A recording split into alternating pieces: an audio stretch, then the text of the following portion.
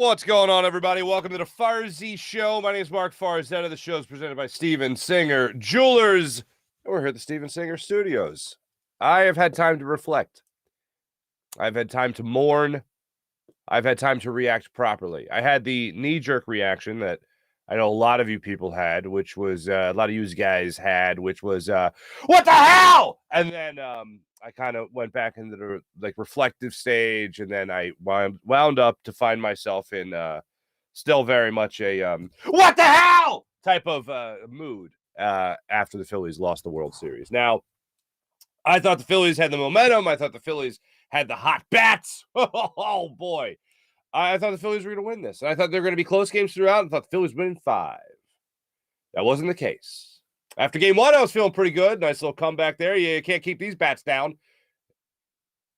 Then game 2, you can keep those bats down. Game 3, bats were back. Game 4, no bats. Bats gone. Bats not do well. You can go through the whole series, and you can say the close game we played in game 5. The 3-2 loss. There were some chances there, and Schwarber's bullet down the right first base line that Trey Mancini. Yeah, and then Game 6 in Houston, Saturday night. It was a very tough pill to swallow. You get up in the game, 1-0, and you're thinking to yourself, all right, you know what? Wheeler's dealing today. Wheeler is absolutely 1,000% dealing today. Maybe this will be enough. And then Wheeler wasn't pitching. But before I jump into that, before I jump into Topper's decision, I want to focus on what I believe the number one reason they lost this World Series is. The number one reason the Phillies lost this World Series is because they didn't hit. And all year long, we've been talking about how this Phillies team needs to mash. And then all of a sudden, Zach Wheeler started having a great year. Aaron Nola started having a great year. You started to get some pitching. Ranger Suarez started to look like a legit number 3 starter at times, maybe a number 2 starter in a good rotation. You trade for Syndergaard, you get Kyle Gibson.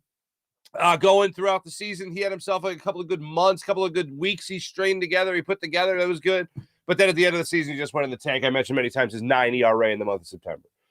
But as the season went on, you started to see the pitching start to come around a little bit. You're thinking, oh, maybe you don't need to mash as much as you thought at the start of the year. And then the playoffs started. Oh, and then you started to hit. Then you really started to get hot.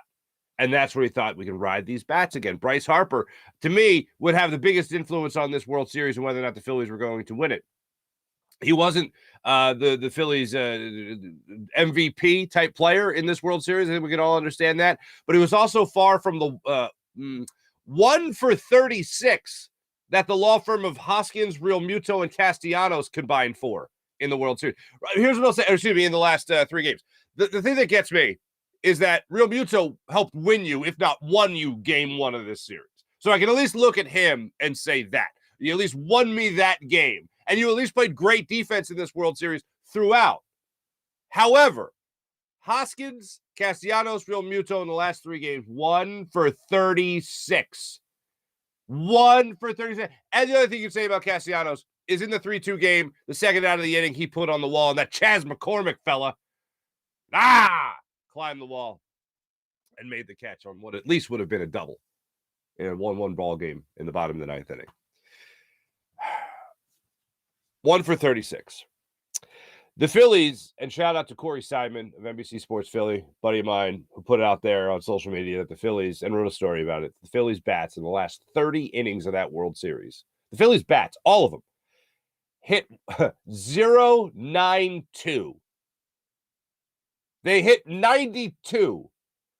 Not like 900. They didn't hit 900. No, they hit .092 in the last 30 innings of baseball. That ain't going to get it done. I don't care who's on your mound. That ain't going to get it done, especially if there's only 3 runs on the other side. That should be topped by this team with these bats. It was not. If you would have told me the Phillies got no hit in a World Series, albeit a combined no hit or whatever, they didn't get any hits. I don't care what you want to term it, how you want to look at it. Bottom line is they didn't get any hits in a game in a World Series. With that being said, if you would have told me before this series that Wheeler, Nola, 2 Nolas, and a Wheeler if you would have told me that you would have 3 starts by those 2 guys that were absolute poop shows, okay? If you would have told me that, I would have said, no way. That's impossible. If you would have told me that the Phillies would have been no hit, I would have been like, I'll believe that over those guys having 3 consecutive bad starts for themselves. 3, Nola twice and 1 with Wheeler. I would not have believed that he would have gotten 3 bad starts from those guys. Now, Wheeler in his second start in the World Series in Game 6 totally redeemed himself. And now that brings me to our man, Rob Thompson. Rob Thompson's big reason, maybe the biggest, you can make an argument that he's the biggest reason the Phillies are back in the world. Or the Phillies, made that second half push after Girardi was let go and they turned the season around. You could definitely make the argument because it's so definitive that that's when they turned their season around, when they got rid of Girardi and they had Rob Thompson take over everything. You could definitely make that argument. Regardless of strategy and the tactician that he was, whatever he did in that clubhouse, whatever mood or atmosphere he installed, it totally changed. And they became this different ball club. They started playing to their potential. But the buttons that he pushed usually worked. They did not work in this World Series. They didn't work when he took Nola out against the Padres, and they took that loss on the chin. If you remember, Brad Hand hit Cronenworth. That was the first one that made me go, Topper, I don't know about this. And then there was another move with Rob Thompson. There was another move with Rob Thompson and Ranger Suarez that worked. If you remember, he faced Jose Altuve, and it actually worked out to their advantage. And that was great. I loved it. That was fantastic. But then it was Aaron Nola, who went out there, faced one more batter after Altuve that he should not have, loaded the bases. And then Jose Alvarado came in, and not only did he not get put in the worst situation, but the worst situation happened where he just allowed run after run after run after run after run. Hit the first batter he faced. And who was that batter? Alvarez. So Alvarado then gets another opportunity against Alvarez when Zach Wheeler gets pulled at 70 pitches and a 1-run lead, 2 runners on. He started to get hit. Here's one thing. I don't think Zach Wheeler gives up a home run to Alvarez in that situation. You know who I would bet on more to give up a home run in that situation? Jose Alvarado. Did not look good in his last start, or his last outing. I understand that it's good for a coach, for a manager in this situation, to show confidence in his player by giving him the ball again. Hey, go get him, sport. But not when your starting pitcher, not when your ace throughout the season is still dealing in the ball game and is only at 70 pitches in a 1-run game. I am not taking him out. When I saw Rob Thompson start to come out of the dugout, I thought, that's about right. This is when he would get involved in the ballgame. That's when he would make the change. I expected him to come out and go for the matchup rather than staying with Zach Wheeler. But I didn't like it. I felt like in that inning, in that situation, it was like, it's time to get involved. I got to start beep, bop, boop, bop, boop, boop, bop. I got to start pushing buttons. And I'm like, you got your guy out there, man. He's only at 70. He's still throwing at 98 miles per hour, which was the first thing that I looked for when I was watching Zach Wheeler pitch on Saturday night was, okay, where's the velocity at? How's he looking? He was crisp. Velocity was at 98. He was popping the mitt. He had a tremendous movement on his curveball. He looked great. He was exactly what you wanted to see. And Rob Thompson was like, I think we're good. Well, let's see it enough. Now let's start getting the bullpen involved. The bullpen, I don't give a damn what era of baseball this is. The bullpen is there when you're in trouble. And the starting pitcher doesn't have it anymore. Every game, and this is completely outlandish, but every game, I think the goal is the starting pitcher to go to distance, and your bullpen doesn't even have to work. That's the goal. It's not happening, but that's the goal. You never go out there, maybe it's a rehab assignment, or after a rehab assignment, you're like, give me 5 innings, give me 6 innings, whatever it might be, give me 70 pitches. No. This wasn't that case. You had specifically given Zach Wheeler as much rest as possible. He rewards you with a great performance, and you cut that performance short. That was my major takeaway over the last couple of days reflecting on the World Series. You gave him, Zach Wheeler, the rest he needed. He repays you with a great outing, and you cut that great outing short to go to the bullpen. When he faced Alvarez throughout the game, in the 2 previous at-bats, he got him to fly out both times, and I think he threw him 3 total pitches So whatever he was doing, he was in Alvarez's head. I don't take Zach Wheeler out. I expect, knowing Rob Thompson, getting to know him over the course of the year, getting to know him over the course of the playoffs, I was like, yeah, this is where he's going to take him out. And maybe, I'm not saying it did, but maybe, leaving Nola in for one more batter to load the bases, maybe that had an effect on him with Zach Wheeler to not give him that one more batter for a chance to load the bases. Maybe it did, but I doubt it because he loves Alvarado against Alvarez so damn much. After the game, he did address the media as one would assume, and he talked about taking Zach Wheeler out and what went into that decision. I thought Wheels still had really good stuff. It wasn't about that. It was just I thought the matchup was better with Alvarado on Alvarez at that time.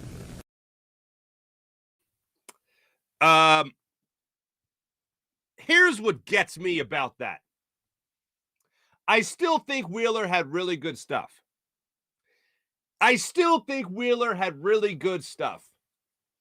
But I'm going to jump in here and get involved. If you think your starting ace pitcher still has really good stuff, why are you taking the walk out to the mound? Why are you mosey on out to the mound to take him out?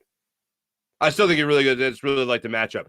So you wanted to tinker? Why tinker? There's no tinkering. Why tinker in that situation? Did he look like he was running out of gas? No.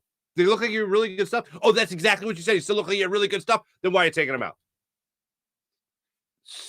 Stupid move. Like I said, knowing who it was, I expected it. That didn't mean I liked it. That didn't mean I gave it the old stamp of approval by any means. And Zach Wheeler, to his credit, I thought Zach Wheeler after the game was as respectful and still voiced his opinion as he could have been about his manager. He wasn't like, you got to ask him. Like, that's the ultimate. When people are like, I got no idea. You got to ask him about it. But he didn't. He didn't say that. He stopped short of saying that. He still let you know that he was like, why the hell am I coming out? He still let you know that. But here he is, Zach Wheeler, on Topper coming out to take him out of the World Series. Win or go home right there. And, I mean, that's a tough pill to swallow, but it's ultimately, Tom's call, and that's the call he made. Did you think he was going to come out there? No, honestly, it caught me off guard a little bit. Caught me a little off guard. Put that on a t-shirt. Caught me a little off guard. I think if you're walking out to the mound and you're Zach Wheeler and you're waiting for Topper to come out there, do you fight your case? Do you plead your case at all? Do you fight to stay in at all?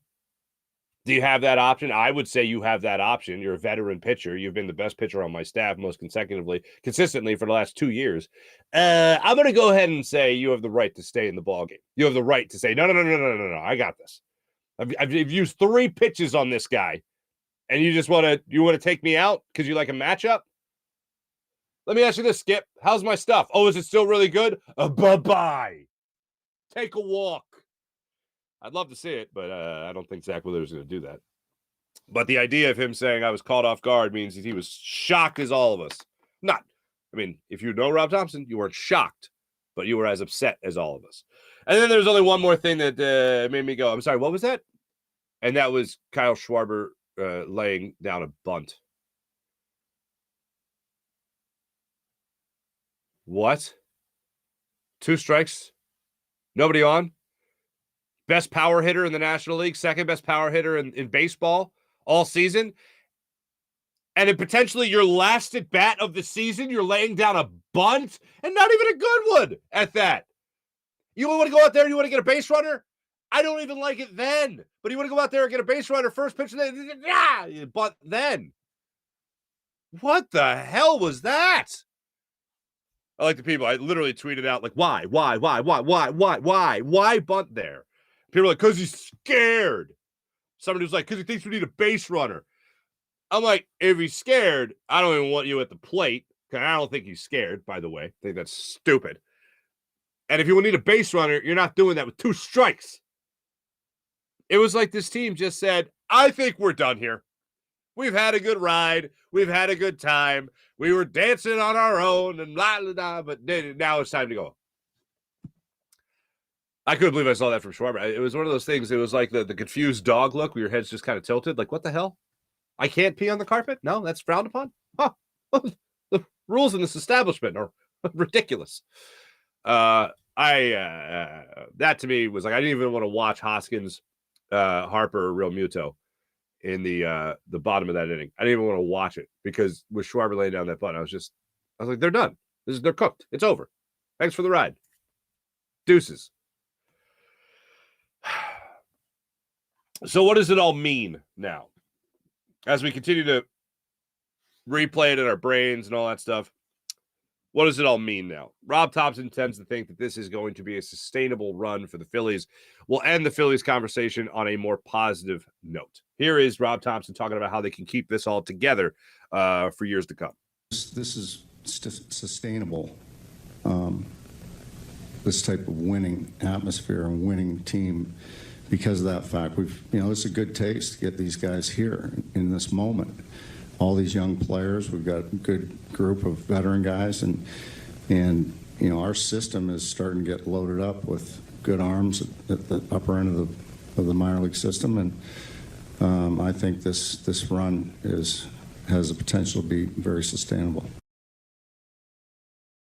Let's hope that it's sustainable. We all hope that.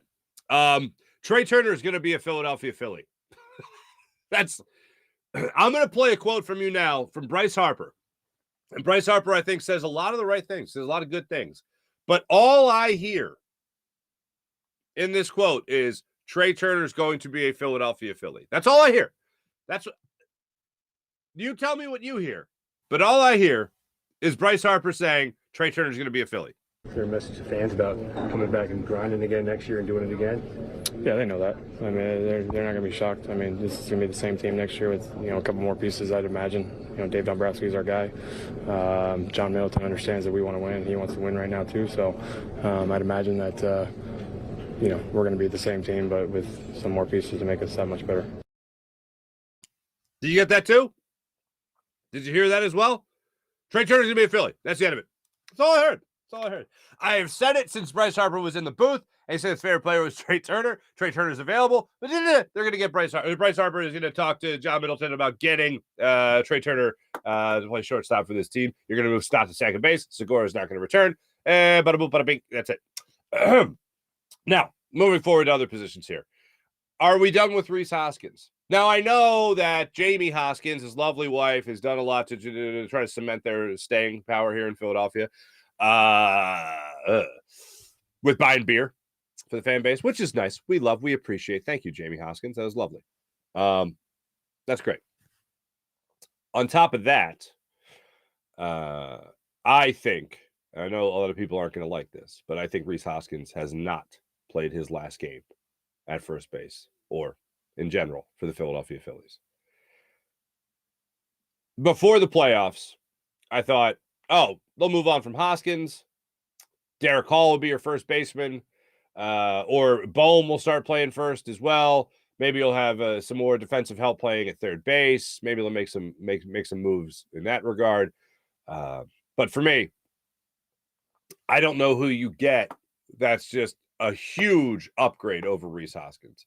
We see every one of Rhys Hoskins' blunders, bad plays at first base, called third strikes, whatever I still can't believe for the life of me that Bryce Harper didn't, in game 5, offer at the pitch to the outside corner when the outside corner was getting called, and he was swinging at pitches that were more outside that. He at least offers it that foul, tips it, swings, whatever. I don't feel like he usually goes down looking on those types of pitches. I thought that was odd. But anyway, I think he's back. I think the Phillies are very much encouraged by this run in general. I think they're going to get power in that position. I think they're going to get a decent on-base percentage off that position, off Rhys Hoskins. I think him being a part of this team and being a homegrown guy is a big reason, for as long as he's been, is a big reason why he will be back. And the other reason is I don't think the Phillies are confident they can get somebody that is substantially better at first base than Rhys Hoskins.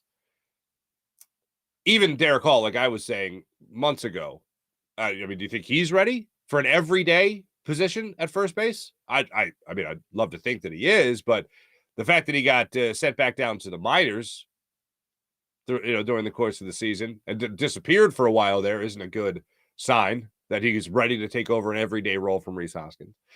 And I think more importantly, the bigger upgrade for this team will be Trey Turner playing shortstop. That's where I think the biggest upgrade will be for this team. And maybe he plays second and Bryson Stott stays at short, but I doubt that.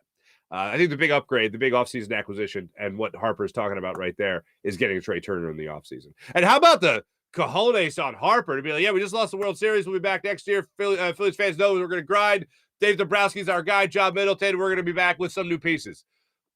People are losing jobs, according to Bryce Harper. Back with new pieces, meaning some of the pieces that are here ain't going to be playing. And if they are here, they're not going to be playing.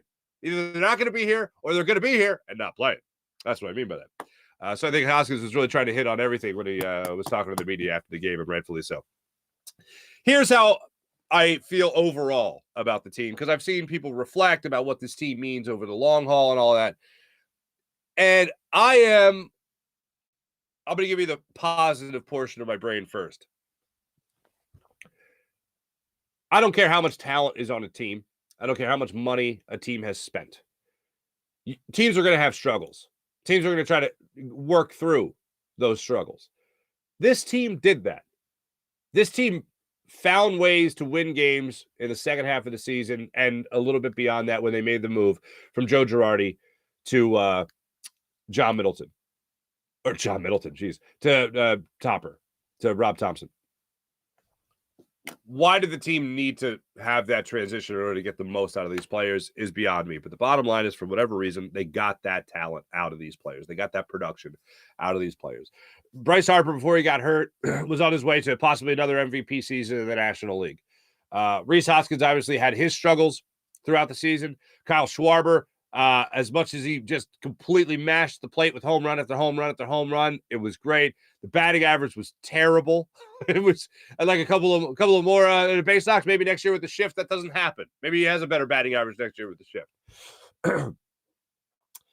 You saw Alec Boehm take major steps forward this year. You saw Bryson Stott work his way and stay in the lineup to the point where they got rid of a veteran, Didi Gregorius, who had history with both managers on this ball club, but most importantly, the manager that was here when he got let go. Rob Thompson still had a history with him, of course, with the time of the Yankees. The center field position, Brandon Marsh, could be something special. He could really nail down the center field position every day. They didn't have him play at Vierling in the lineup. I got a text from a buddy of mine. Vierling and Sosa again in Game 6 of the World Series. I'm like, that's what Rob Thompson does. That's where he's at. Personally, not my liking, but that's where he's at. Maybe Brandon Marsh is able to improve upon hitting off left-handed pitching. But there's a lot of hope because you did not see the Phillies for the first 2 months of the season play to their potential. When Rob Thompson took over, you saw the lineup that the Phillies spent money and went over the luxury tax for. You saw that lineup come to fruition. You saw that lineup reach its potential. And that ultimately gave me hope that, yes, they would make the playoffs. When they made the playoffs, I did not expect a World Series run, but man, they put it together. Things fell into place for them. And most importantly, they hit. And they pitched. And when they didn't pitch, they still hit. And then you ran into the Houston Astros. Dusty Baker gets his World Series. They were no match for Valdez in this World Series in the 2 starts that he made. Justin Verlander, you were able to get to once. You had an opportunity to beat him a second time. You didn't take advantage of it. There were definitely opportunities for the Phillies to not lose 3 straight. There are definitely opportunities for them not to get no hit. There are definitely opportunities for them to not hit .092.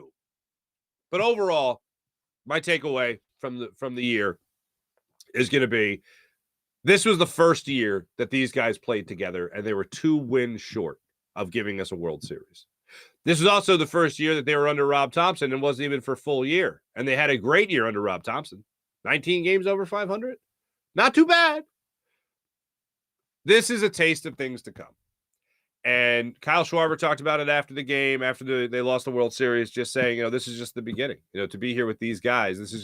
This fuels the fire to win even more. And one thing I did love, and I love this every time somebody wins a championship, they always get a shot of somebody who lost still on the bench watching the celebration. And sometimes that really helps guys rattle around in their brain. I remember the 08 Phillies talking about watching the 07 Rockies knock them out of the playoffs and win and celebrate and advance. And they let that soak in for motivation.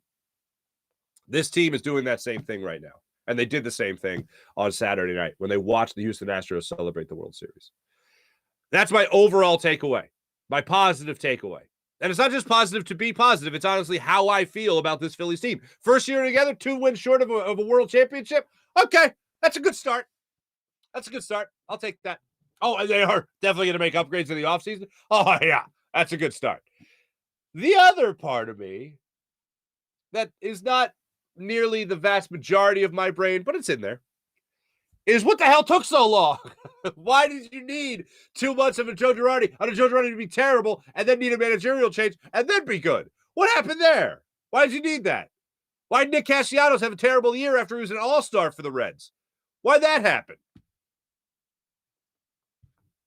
What the hell took so long? That's people drove me crazy throughout this run. You heard John Smoltz talk about it many times. When it came to this Phillies team, you would talk about how they just peaked at the right time. They just started playing. Yeah, the right time was literally the playoffs, and that to me is not the right time. The right time usually is the team that wins 20 games in September and then makes their way into the playoffs, because that's peaking at the right time, because you're hot in September, going into October, and then all of a sudden you're playing in November. That's the right time. Peaking in the playoffs, okay. And that's what the Phillies did. They played their best baseball in the playoffs up until they played the Houston Astros. And they still got 2 wins against the Houston Astros. They still went to Game 6 of the World Series. So my other takeaway from it is, what the hell took so damn long? But mostly it's the fact that they made the World Series after the first year playing together. So there you go. And they won 2 games. They went to Game 6 of the World Series. So that's where I'm at right now. Before I switch gears to some other things, let me tell you about Steven Singer of Steven Singer Jewelers, the other corner of 8th and Walnut, right here in Philadelphia. Right now, the Jewelers Row. For over 40 years, he's been in the love business in Philadelphia. So trust my man, Steven Singer. One place, one price, the perfect price online at IHateStevenSinger.com. That's IHateStevenSinger.com. Always fast and free shipping at IHateStevenSinger.com. I just want to play this one more time because I enjoyed it so damn much. Bryce Harper. Is there a message to fans about coming back and grinding again next year and doing it again? Yeah, they know that. I mean, they're not going to be shocked. I mean, this is going to be the same team next year with, a couple more pieces, I'd imagine. Dave Dombrowski's our guy. John Middleton understands that we want to win. He wants to win right now, too. So I'd imagine that, we're going to be the same team, but with some more pieces to make us that much better. We'll let that be the mission statement for next year. We'll let that be the mission statement for next year. The Eagles didn't play yesterday. The Eagles don't play until a week from tonight, Monday Night Football against the Washington Commanders, right here in South Philadelphia, which is nice. Another long week, a long layoff for the Eagles. After they had already taken their bye week, they play on the short week there against the against the Texans, and now they had a long layoff, and then when they play. So Sunday they don't play. Yesterday they don't play. The best possible scenario played out for the Eagles. For only reputation I'm talking about. The Eagles are undefeated at 8-0, as we all know. They might be the most disrespected 8-0 team that's ever lived. And there hasn't been many, but they're very disrespected. At 8-0, everyone wants to talk about the schedule and how they are now not looking forward to the Eagles continuing that undefeated record, but they're looking forward to when the Eagles are going to lose. That's the question they all get. What are you going to lose? That's one thing. The other thing is you guys haven't played anybody. That's another thing you hear all the time. You haven't played anybody. I was on last week, Jeff Kerr on the Jacob Media channel, and I was talking about how he was asking me about when they're going to lose and that whole thing. Another question about it. And I said, the whole question that comes up about the schedule and the big point people want to make about how, they haven't played anybody. Like, teams don't have flex schedules where they can flex into games themselves that they would rather play to prove themselves more. If they did, they'd probably play the lesser teams anyway, make sure they get those wins, and they know they could rest starters maybe in the fourth quarter. Like, that would be nice, and that's not the world we live in.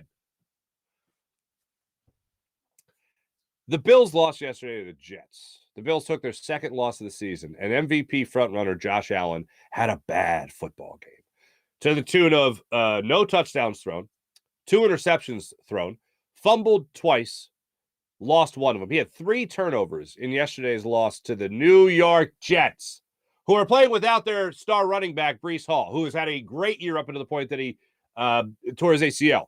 I believe it was the injury. Either way, it's a season-ending injury. You lost to the Jets, MVP and all. Who you play? Huh?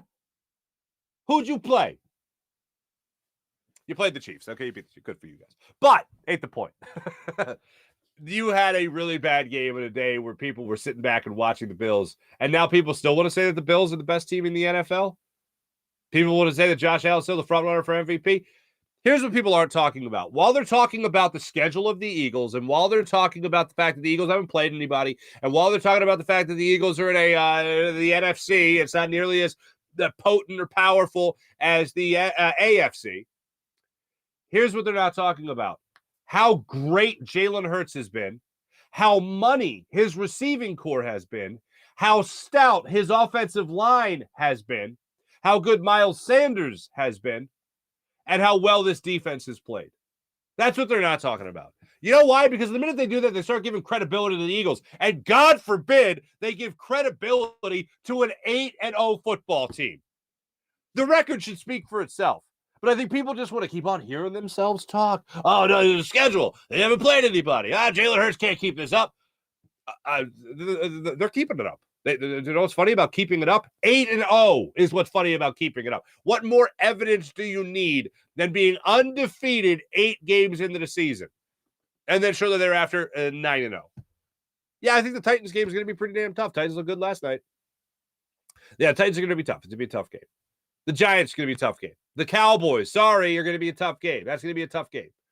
But people want to look at it and take away from an 8-0 record. Why poke holes in it? I understand they're not going to, come on Sports Center and come on Fox Sports 1 or nationally going to write about it and blog about it about how, well, the Eagles are 8-0, so they're great. Okay, next conversation. No, they're going to try to legitimize it, and I get that to a point.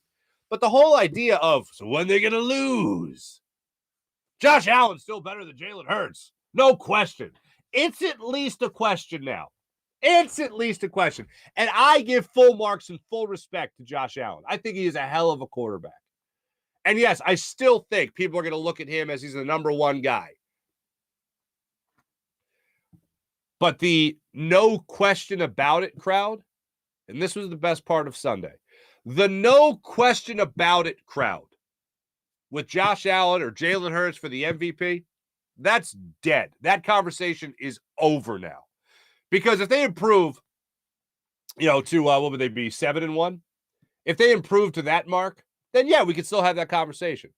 But this loss against that team with that quarterback at the helm, yeah, no question about it. I'm sorry, does he have 2 losses on the season? He played okay against the Packers last week. Did not play well at all yesterday. The no question crowd about Josh Allen being over Jalen Hurts for the MVP, that's dead and buried. It's definitely a question now as to who's going to be the MVP and who the front runner is in the MVP. And Jalen Hurts, thank goodness for his improvement and what he's done, his work ethic in the offseason of this season has helped the Eagles. The biggest reason this team is 8-0 right now. Undefeated. Put some respect on the Eagles' name. Put some respect on Jalen Hurts' name. By the way, speaking of the Eagles, I was lucky enough to attend Jason Kelsey's event yesterday at Bach Bar in South Philadelphia, which if you haven't been to Bach Bar, oh my God, I usually see like my younger cousins taking the selfies up there and how great it is, with their, what do you call it, mojitos or whatever. And whatever drink, yeah. And I was up there for the first time yesterday. It's beautiful to see the whole city. It's incredible. He's launching the fashion line for Underdog apparel and all that stuff to help kids in our area, which is just great. I got to see Jason Kelsey. Got to talk to Jeff Stoutland. Had a great conversation with Jeff Stoutland. And just a lot of Eagles walking around. It was a great time. It was a great event. I'll have a little package for you a little bit later in the week on it, just to highlight all the things that Jason Kelsey's doing to help the community, and he deserves it. He deserves the attention for it, is what I'm saying. But I had this conversation with Jeff Stoutland, and I just had an opportunity to talk to him. And I never really talked to him before, maybe a press conference here or there. But I just said, everyone's talking about how you can turn anybody into an offensive lineman when everybody when anybody gets some playing time out of nowhere to play offensive line for the Eagles, everyone's like, Jeff Stoutland's got this guy ready. Look how he's playing. Jack Driscoll never played on the left side. Look how Jack Driscoll's playing. You know, that whole thing. So I said, first off, take a look at me. Can I be an offensive lineman? He looks at me and he goes, how's your lower body flexibility? I go, non-existent. And he goes, yeah, it's not happening, son. That kind of thing. I said, all right, so is that the first thing you look for? He goes, the first thing I look for in an offensive lineman, and he goes right into coaching mode, by the way. Right into coaching mode. And Jeff Stoutland goes, first thing I look for is lower body flexibility. And then he does this thing in the middle of Bachbar while he's talking to me. He's like starting to coach me. And he goes, can you put your foot on the ground, lean forward, and explode? And I was like, what? Because I'm watching him do it, and it's difficult to explain. But the way he angled his foot on the ground and then exploded, like, and like from basketball, all the years I played basketball, you know, you would think I've seen every move, anyone who's played basketball, every angle, every launch point, whatever you might be, whatever you might look at, you would think you've seen it all. The way he did it with the force he did it and where his hands were at the time, like, I've never seen it up close like that. And I've been at practice, and I've watched the team, and I've watched players, but the way he was pointing things out to me were like things that just I never in a million years would have been like, oh, that's what you would look for if you're an offensive line coach. I'd be like, strength of the lower body. You know what I think of? I think of the guy from Hard Knocks that was the offensive line coach of the Cleveland Browns that was talking about, you want to be a gorilla. Gorillas would make the best offensive lineman. Low center of gravity, long arms. But that's what I think about. I think that was the best way to sum it up. And then I talked to Stout about it. Stout, we're boys now. He was like, yeah, Farzy. No. But the way he talked about it was mesmerizing. Like, I was just like, I can learn so much from this guy. Not to play offensive line, but the way offensive line is played. Because, dude, I ain't an athlete anymore. I peaked in 8th grade. I've told you guys that before. Peaked in 8th grade of my athletic ability. But everything that you hear from Jason Kelsey or Jordan Mailata or Lane Johnson, everything you hear about Jeff Stoutland, I could see in this 5-10 minute conversation I had with him. And he was like, yeah, shoot me an email. We'll talk about this more. And I was like, what? Okay. Sounds good. So there you go. But really enjoyed my conversation with him. Really enjoyed it. Let me tell you guys about Manscaped. Manscaped.com. 20% off at manscaped.com right now when you use promo code Farzy. That's 20% off at manscaped.com. Use promo code Farzy. 20% off and free shipping. They'll include their Platinum Package 4.0 ear and nose hair trimmer as well. Their lawnmower, Weed Whacker ear and nose hair trimmer. It's absolutely incredible. You can use 4 million men. Join 4 million men worldwide who use Manscaped to take care of their manscaping. Go to manscaped.com for more information. That's manscaped.com. Use promo code Farzy for 20% off and free shipping at manscaped.com. How about Freestone Farm CBD? FreestoneFarmCBD.com. If you like CBD, if you use CBD, if you want to try a different CBD, or you want to start using CBD, give it a shot. Maybe help you wind down after a workout or wind down after a long day, help put you to sleep. Freestone Farm CBD is where it's at. And you can use promo code Farzy for 20% off your Freestone Farms CBD order. You'll enjoy their tropical tasting Bayox that clocks into the chart-topping 24.1%, and Super CBD, which is half Hindu, Kush, and 21%. Genetics of these guys are off the charts. So now's the time. Try Freestone Farm CBD, FreestoneFarmCBD.com. How about PHL Sports Nation, Philadelphia Sports Nation, enhancing your Philadelphia sports fan experience across all social media and blogs. That's PHLSportsNation.com. Mojo. Got to use the Mojo app, people. Rise and fall with stock prices attached to each player. Share prices attached to each player. Must be in New Jersey to trade on Mojo. Over 300 skilled players in the NFL. From quarterbacks to wide receivers. Maybe you like the way Malik Willis played last night. Maybe you're going to sign him up. Buy low, sell high. It's the whole idea of trading, buying, and selling stocks with the Mojo app. Download the Mojo app to your phone right now. Available on iOS and in New Jersey. And you go to mojo.com for more information. That's mojo.com. There we go. I told you about PHL Sports Nation. Before I get to the chat check, I do want to apologize because I feel like I sound like crap. Like my vocal quality is terrible. PJ, how's it hanging? How am I hanging in there? Men's a man. Oh, look at God bless your heart. Yeah, the whole family's sick. Oof. First off, Lil Toots, she was sick, came home from school, sick. Thought she was just a cough. It was worse. Then Leo got it. My little German baby. Leo got it. And then my wife was coughing, and now I feel like crap. I told PJ, I was like, I can't do the show today. And he's like, you got to do the show today. And I'm like, I can't do it. And he's like, you got to do the show. That's how it went. Maybe not, but you get the idea. But yeah, I feel like crap today. Throwing the fact that Phillies lost the World Series, and there you go. So I apologize if my vocal quality isn't the dulcet sounds that it normally is. Tones that it normally is. Kevin, good morning. Sean Gillespie, good morning. April, hello. Sean Gillespie, what's going on? Alyssa, good morning. Jeff, Astros pitching is superior, and it showed. That's true. I concur. Alyssa, I've supported Topper for as long as he's been in that role, and I am absolutely pissed at his decision to pull wheels. It makes no damn sense. I mean, I understand that managers nowadays are all about, when can I tinker and get to the bullpen? When can I go for the matchup? The better matchup, 100 times out of 100 times, if your starting pitcher has already gotten the guy out twice, and it's only taken 3 pitches to get that guy out twice, and the starting pitcher's only at 70 pitches, and he's still popping them in at 98 miles per hour, the better decision, always, 100% of the time, 10 out of 10, and when you admit after the game the starting pitcher still had good stuff, really good stuff, you leave him in the game. You don't jump at the opportunity to put the bullpen in the game. Boop. Let's see. Respectfully, all of you onto the NFL people can take a hike. Alyssa, God bless you. Dan Schwartz, what's up, Dan? Morning, everybody. Other than the Eagles, get ready to talk about Doc's arrogant comments throughout the year. Yippee! On to the basketball, on to the 76ers. Dan Schwartz, by the time the Phillies win the championship, PJ Tucker will be 70. So too much longer of a wait. Let's go, Phils.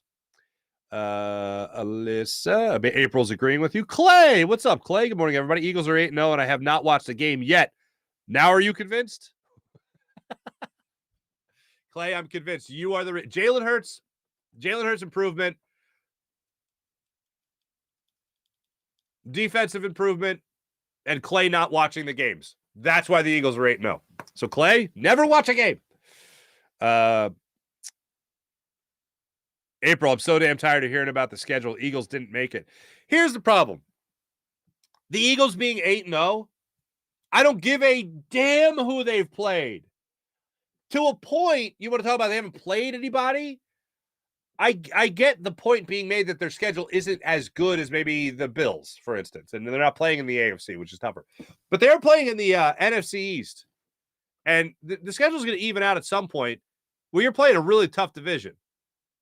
And yes, you're only winning the NFC East to this point. Excuse me, your 2 wins against the NFC in this point are a struggling Cowboys team and a struggling Commanders team and a Cowboys team that didn't have their starting quarterback. So yes, there's still some stuff to prove as far as beating better teams. I get that. But the teams that they have played, they've won all of them. So any challenge that's put in front of them, they respond. Throughout the course of a year, a team is going to eventually have to beat themselves and win games like that. The Eagles have made mistakes this season. They've been down in games this season, and they've responded to that adversity. That's a great sign of a good football team. What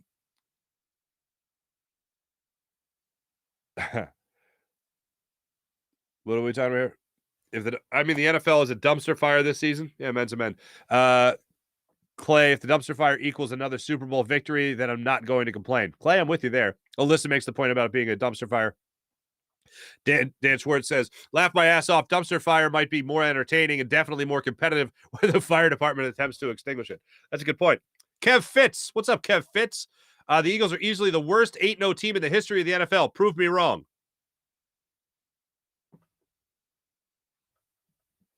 Well, here's the deal. Those other 8-0 teams like the Steelers or whoever, they all did not go on to have, great seasons in terms of the ultimate prize, like winning the Super Bowl. The Eagles are going to have to wait to see if they were the greatest or worst 8-0 team ever. But if you're asking me right now, I don't know how you can even attempt to say that right now. The worst 8-0 team ever? I'm not even making the argument that they're the greatest 8-0 team ever. But you want to tell me they're the worst 8-0 team ever? Well, what if they're at 9-0? Are they all of a sudden looking back on 8-0 and be like, well, maybe they weren't as bad?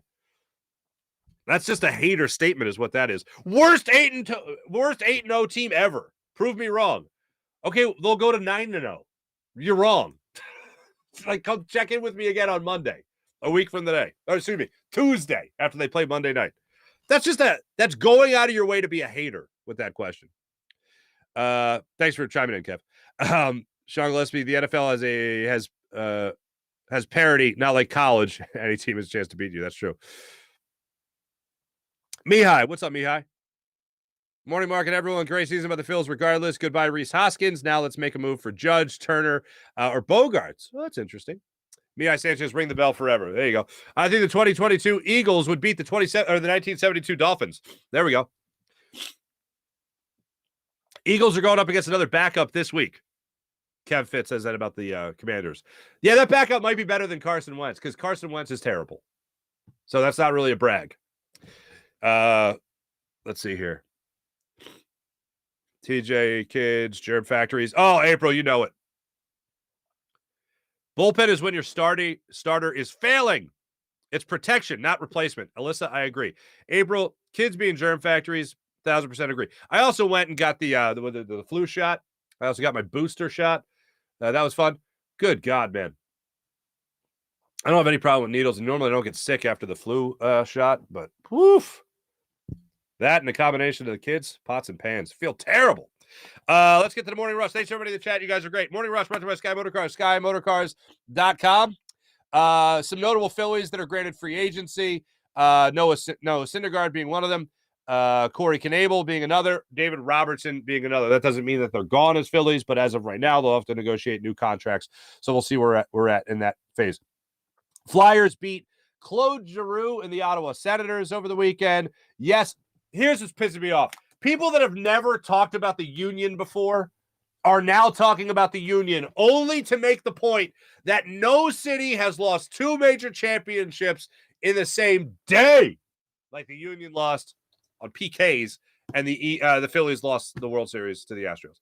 No, if you've never mentioned the Union before, shut up. Because you're not only going to start caring about the Union to put Philadelphia down. So shut your mouth. Stupid. Oh, well, you know the Union. Did you even know the Union existed? You know they lost. Shut your mouth. Anyway. Sixers hope to have Joel Embiid back from his flu. They tip off tonight. They host the Phoenix Suns at 8 o'clock. So that'll be fun.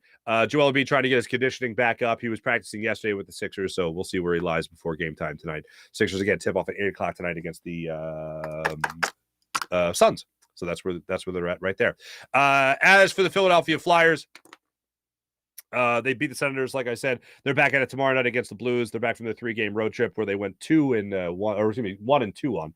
Unfortunately, their only win being against the Ottawa Senators and Claude Giroux. That's where we're at. Thanks for watching. Thanks for listening, everybody. This is the Farzy Show presented by Steven Singer of Steven Singer Jewelers. One place, one price, the perfect price. All not at I8StevenSinger.com. Jim Hyden produced the program. Hopefully, I'll be back up and running 100% for tomorrow's program. We'll try to unpack this Phillies season one more time before moving on to where we can go with this Eagles team, the Flyers, and the Sixers as well. Thanks for watching, everybody. Have a great rest of your day. Jim Hyder produced the program. Did a wonderful job. This is a Buzz Sports Entertainment production. Have a great rest of your day, everybody. See ya.